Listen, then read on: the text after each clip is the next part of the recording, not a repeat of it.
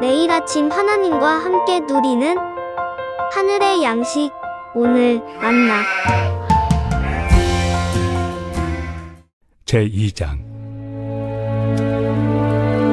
형제들아, 우리가 너희 가운데 들어간 것이 헛되지 않은 줄을 너희가 친히 아나니, 너희가 아는 바와 같이 우리가 먼저 빌립보에서 고난과 능욕을 당하였으나 우리 하나님을 힘입어 많은 싸움 중에 하나님의 복음을 너희에게 전하였노라.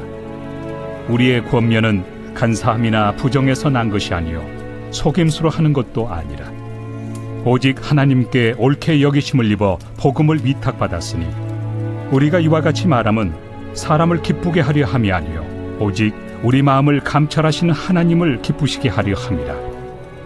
너희도 알거니와 우리가 아무 때에도 아첨하는 말이나 탐심의 탈을 쓰지 아니한 것을 하나님이 증언하시느니라. 또한 우리는 너희에게서든지 다른 이에게서든지 사람에게서는 영광을 구하지 아니하였노라. 우리는 그리스도의 사도로서 마땅히 권위를 주장할 수 있으나 도리어 너희 가운데서 유순한 자가 되어 요모가 자기 자녀를 기름과 같이 하였으니, 우리가 이같이 너희를 사모하여 하나님의 복음뿐 아니라 우리의 목숨까지도 너희에게 주기를 기뻐함은 너희가 우리의 사랑하는 자 됨이라. 형제들아, 우리의 수고와 애쓴 것을 너희가 기억하리니 너희 아무에게도 폐를 끼치지 아니하려고 밤낮으로 일하면서 너희에게 하나님의 복음을 전하였노라. 우리가 너희 믿는 자들을 향하여 어떻게 거룩하고 옳고 흠없이 행하였는지에 대하여 너희가 증인이요 하나님도 그러하시도다. 너희도 아는 바와 같이 우리가 너희 각 사람에게 아버지가 자기 자녀에게 하듯 권면하고 위로하고 경계하노니, 이는 너희를 부르사 자기 나라와 영광에 이르게 하시는 하나님께 합당히 행하게 하려 함이라. 이러므로 우리가 하나님께 끊임없이 감사함은 너희가 우리에게 들은 바 하나님의 말씀을 받을 때 사람의 말로 받지 아니하고 하나님의 말씀으로 받음이니 진실로 그러하도다. 이 말씀이 또한 너희 믿는 자 가운데에서 역사하느니라. 형제들아, 너희가 그리스도 예수 안에서 유대에 있는 하나님의 교회들을 본받은 자 되었으니, 그들이 유대인들에게 고난을 받음과 같이 너희도 너희 동족에게서 동일한 고난을 받았느니라.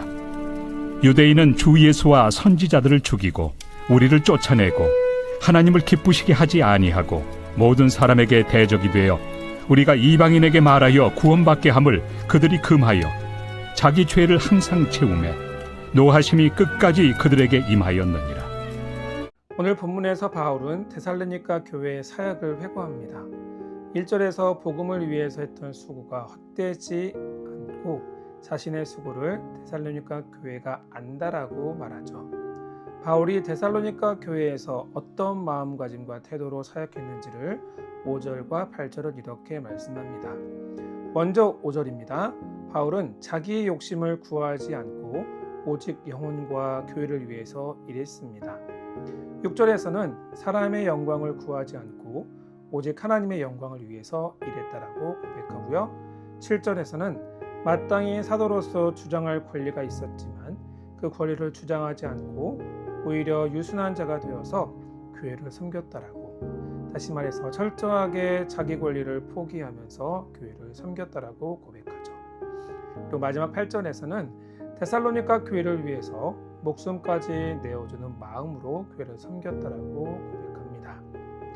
이렇게 5절과 8절을 종합해 보면 이런 말씀이에요. 바울 일행은 교회와 영혼을 위해서, 그리고 하나님의 영광을 위해서 철저히 자기 자신을 포기하면서 자신의 유익이 아니라 하나님의 영광을 위해서 목숨을 다해 교회를 섬겼습니다.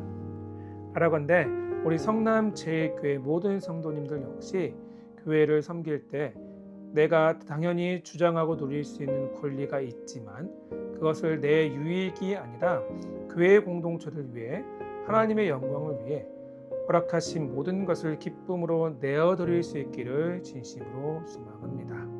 바울이 이렇게 자기의 권리를 포기하고 목숨까지 바치겠다는 각오로 교회를 섬길 수 있었던 이유는 과연 무엇입니까? 어떻게 바울은 이렇게까지 교회를 위해 수고할 수 있었을까요? 그 비결을 2절에서 소개합니다. 우리 하나님을 힘입어 많은 싸움 중에 하나님의 복음을 너희에게 전하였노라. 아멘. 개역 개정 성경에는 번역되어 있지 않지만 새번역 성경에서는요, 이 부분을 우리 하나님 안에서 담대히라고 번역을 추가합니다. 여기서 담대히라고 번역된 헬라어 원어는 거리낌 없이, 두려움 없이 용기를 갖다라는 뜻입니다. 이 의미를 다시 살려서 번역하면 우리 하나님을 힘입어 우리는 거칠 것이 없이 많은 싸움 중에 하나님의 복음을 너희에게 전했다라고 번역할 수 있습니다. 바울은 하나님 안에서 하나님이 주시는 힘과 능력으로 무장했기 때문에 다시 말해서 성령으로 충만했다는 사실입니다. 우리도 마찬가지죠. 교회를 섬길 때 여러 가지 시험과 어려움이 있을 수 있습니다. 마음이 상할 때도 있고 상처를 받을 때도 있습니다. 하지만 무엇보다 먼저 하나님을 힘입는 자가 되기를 소망합니다. 하나님 안에서 그 일을 감당할 수 있어야 합니다. 성령의 거함으로 성령께서 주시는 힘과 능력으로 그 섬김을 거뜬히 감당할 수 있는 우리 성남제일의 모든 성도님들 되기를 진심으로 축원합니다. 그렇다면 하나님은 왜 바울에게 이런 마음가짐과 태도와 능력을 주셨을까요? 그 이유는 4절에 나와 있습니다. 오직 하나님께 옳게 여기심을 입어 복음을 위하여 위탁받았으니. 아멘. 여기 4절에서 바울은 고백하기를 하나님이 우리를 옳게 여겨주셔서 복음을 맡기셨다라고 고백합니다. 여기서 하나님이 우리를 옳게 여기셨다는 표현은 하나님이 우리를 인정해 주셨다는 뜻입니다. 여기서 중요한 표현이 바로 위탁이라는 단어인데요. 헬라어 원어의 의미를 보게 되면 믿다, 믿음을 가지다라는 뜻입니다. 신약 성경에서 이 단어는 여러 번 나오는데요.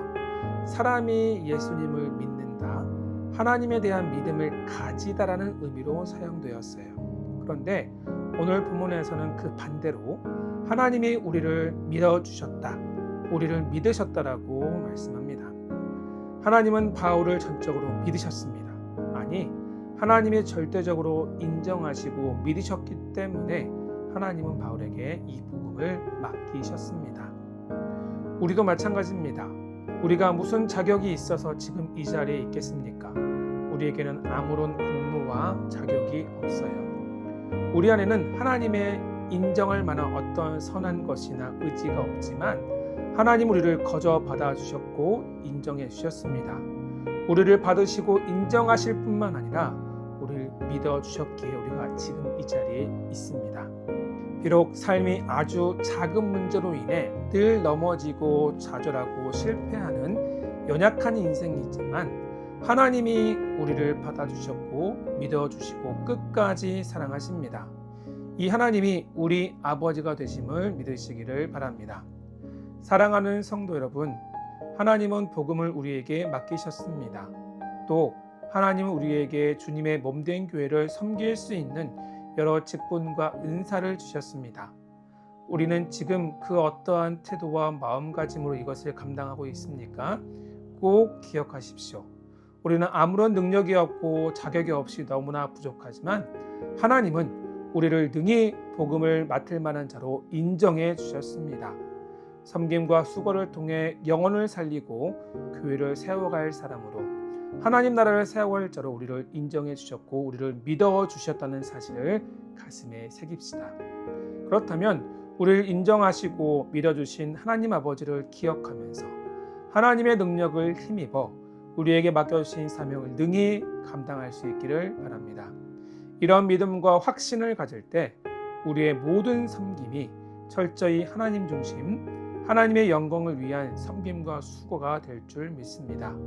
이러한 은혜가 우리 모두의 삶 가운데 성남제일교회 가운데 가득하기를 주님의 이름으로 축원합니다.